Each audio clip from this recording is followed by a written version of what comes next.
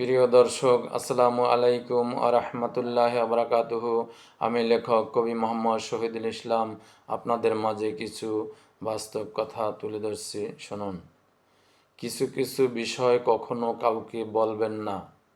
1 নম্বরে, বাড়ি বানাবেন, চুপ থাকুন। 2 নম্বরে, গাড়ি কিনবেন, চুপ থাকুন। 3 নম্বরে, আপনার কাছে টাকা আছে, চুপ থাকুন। 4 নম্বরে, ব্যবসায় লাভ করছেন, চুপ থাকুন। 5 নম্বরে, উপার্জনের পথ খুঁজে পেয়েছেন, চুপ থাকুন। 6 নম্বরে, ভালো ইনকাম করছেন, চুপ থাকুন। 7 নম্বরে, বিদেশ যাবেন, চুপ থাকুন। 8 নম্বরে, চাকরিতে পদোন্নতি পেয়েছেন, চুপ থাকুন। মনে রাখবেন, মানুষ মানুষের সফলতা দেখতে পারে না, হিংসা করে। এটাই বাস্তব। আল্লাহ হাফেজ। আসসালামু আলাইকুম রহমতুল্লাহ আবরাকাতুহু।